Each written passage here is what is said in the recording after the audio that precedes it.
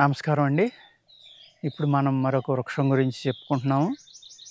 మీ అందరూ pen, book తీసుకొని ready అవ్వండి. ఇది అందరికీ తెలిసిన వృక్షం ఇది. అంటే దీని పేరు వింటారు చాలామంది. దీన్ని చూసారో లేదో తెలీదు గానీ, పేరైతే ఎంతోమందికి తెలుసండి. ఇది తాళి చెట్టు. ఇలా ఉంటుందండి దీని ఆకు. దీన్ని తాళి చెట్టు అంటారు. ఈ తాళికాయ అనేది మీకు ఆల్రెడీ నేను చెప్పగానే చాలామందికి తెలిసి ఉంటుందండి. దేంట్లో వాడతాం మనం దీన్ని? త్రిఫలాల్లో వాడతామండి. ఆయుర్వేదం గురించి ఏమాత్రం చిన్న అవగాహన ఉన్న వాళ్ళకి కూడా త్రిఫలా గురించి బాగా తెలుస్తుంది. ఈ త్రిఫలాలో వాడేది ఫస్ట్ కరక్కాయ, రెండోది తాళికాయ, మూడోది ఉసిరికాయ అండి. ఆ తాళికాయ అనే చెట్టు ఇదండి. తాడికాయ అని రాస్తాడు దేంట్లోని? ఆయుర్వేదంలో. హిందీలో దీన్ని బహిడా అంటారు. ఈ తాళికాయనే హిందీలో బహిడా అంటారు. దీని విత్తనానుకునే గుణాలు డిఫరెంట్ అండి. ఎండిపోయిన కాయ యొక్క తొక్కను మాత్రమే మనం త్రిఫలాల్లో వాడుకుంటాం. ఆ గింజ లోపల ఏదైతే పప్పు ఉందో అది చాలా రుచిగా ఉంటుంది, బాదం పప్పులాగా.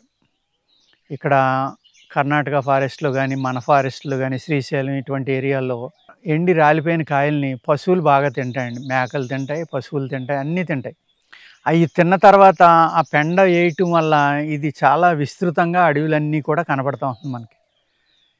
కరక్కాయ తక్కువ మొలుస్తుంది కానండి ఉసిరికాయని. ఈ తాళికాయ అనేది ఎక్కడ చూసినా మీకు ఫారెస్ట్లో విపరీతంగా ఉంటుంది. ఆ పప్పుని మీరు జాగ్రత్తగా తేనెలో గంధం తీయాలండి. రాసుకోండి జాగ్రత్తగా. తేనెలో గంధం తీయాలి. గంధం తీసి కనుక అది కంటికి కనుక పెట్టుకుంటే కొద్దిగా కంటి వ్యాధులు చాలా వరకు తగ్గుతాయండి. చూపు పెరుగుతుంది, దృష్టి పెరుగుతుంది అన్నమాట. కంటి యొక్క చూపు బాగా పెరుగుతుంది. అదేవిధంగా దీని యొక్క తోలుని మనం తొక్క అంటాం కదా, పైన వలపు అంటాం మేము ఆయుర్వేదంలో. ఈ ఒలుపుని కంపల్సరీగా బ్రౌన్ కలర్ వచ్చేదాకా వేపించుకోవాలండి. అప్పుడు కానీ ఇది శుద్ధి అవ్వదు. అయిన తర్వాత మాత్రమే దీన్ని మందుగా మనం వాడుకోవాలి. ఇక ఇది సింగిల్ హెర్బ్గా కూడా వాడుకోవచ్చండి. దీంట్లో కొంచెం పంచదార కలిపి ఏదైతే కరక్కాయని అనేక అనుపానాలతోటి కరక్కాయని ఒకటి రసాయంగా ఎలా వాడుకుంటామో, అన్ని ఉపయోగాలు లేకపోయినా కూడా ఇది కూడా శరీర బలానికి కానీ, మ్యాన్ పవర్కి కానీ, వీర్య వృద్ధికి కానీ తాళికాయ కూడా చాలా బాగా పనిచేస్తుందండి. ఇది శుద్ధి చేయకుండా తిన్నారనుకోండి, నడుం కింద ఏ ఏ భాగాలు ఉన్నాయో అంటే మన కిడ్నీలు కానీ, యూరినరీ ట్రాక్ కానీ, యూరినరీ ఆర్గాన్స్ కానీ వీటిల్లో అడ్డుపట్టడం వల్ల కొన్ని ఇబ్బందులు వస్తాయండి. గమ్ము ఉంటుంది వీటిలో. మీకు అనేక వీడియోల్లో చెప్పాను, మళ్ళీ మళ్ళీ చెప్తున్నా. ఇది ఆయుర్వేదం నేర్చుకోవాలని తపన ఉన్న వాళ్ళ కోసం చెప్పి వీడియోలు కాబట్టి మళ్ళీ మళ్ళీ చెప్పవలసి వస్తుందండి.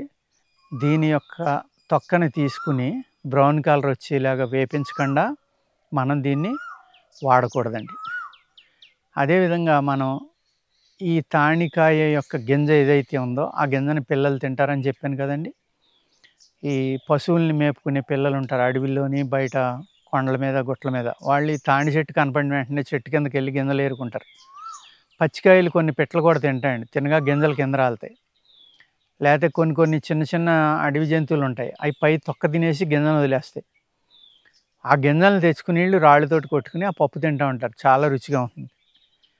ఆ పప్పుని మీరు తేనెలో కనుక అరగదీసి కంటికి కాటికలాగా పెట్టుకుంటే కంటి యొక్క చూపు బాగా పెరుగుతుందండి. అంటే దృష్టి చాలా బాగా పెరిగి కంటి యొక్క లైట్గా ఉన్న పొరలు ఏమైనా ఉంటే అవి కరిగిపోవడానికి కూడా ఇది చాలా బాగా పనిచేస్తుందండి. ఏ అయితే ఉపయోగపడతాయో కరక్కాయ, తాళికాయ, ఉసిరికాయని ఓన్లీ త్రిఫలా కిందే కాకుండా అనేక రకాలైన ఈ ఔషధ గుణాలు ఈ చెట్లలో ఉన్నాయండి. ఈ గింజ చెప్పాను కదండి, కంటిలో పెట్టుకుంటే కంటి వ్యాధులు తగ్గుతాయని. అదేవిధంగా ఇది రోజు తులం తింటే నిద్ర కూడా బాగా వస్తుందండి. లైట్గా మొత్తం ఉంది ఇందులో. మరీ క్రానిక్గా నిద్ర పట్టిన వాళ్ళకైతే పని చేయకపోవచ్చు, కానీ ఒక మాదిరి ఇబ్బంది ఉన్న వాళ్ళకి, నిద్ర పట్టదు నాకు కొద్దిగా ఇబ్బంది ఉంది అనుకున్న వాళ్ళకి మట్టుకి ఇది బ్రహ్మాండంగా పనిచేస్తుందండి. దీని యొక్క పప్పుని బాదం పప్పులే ఉంటుంది. కొంచెం నేతిలో వేపించుకొని తింటే పైత్యం కూడా చేయదు, చక్కగా నిద్ర పడుతుందండి. అదేవిధంగా ఈ తాళికాయ యొక్క చూర్ణాన్ని వాడడం వల్ల అజీర్తి తగ్గుతుందండి. బలం, అజీర్తి తగ్గి ఆకలి చాలా బాగా పెరుగుతుంది. అదేవిధంగా స్టమక్‌లో అంటే పొట్ట వేడి లక్షణం ఉంటుంది కొంతమందికి. పొట్టలో విపరీతమైన వేడి ఉంటుందండి. ఆ వేడిని కూడా చాలా బాగా కంట్రోల్ చేస్తుంది. ఇది దీని లేతాకు, బార్క్ గాని, వేరు తాట గాని ఏది దీని యొక్క చిగుర్లు వచ్చిన కొత్తలో లేతగా ఉంటాయి కదండీ! ఆకులు ముదిరిపోయి దళసరవ్వక ముందర దీని ఆకు దాన్ని పౌడర్ చేసుకొని ఉంచుకుంటే కషాయంగా తాగొచ్చు.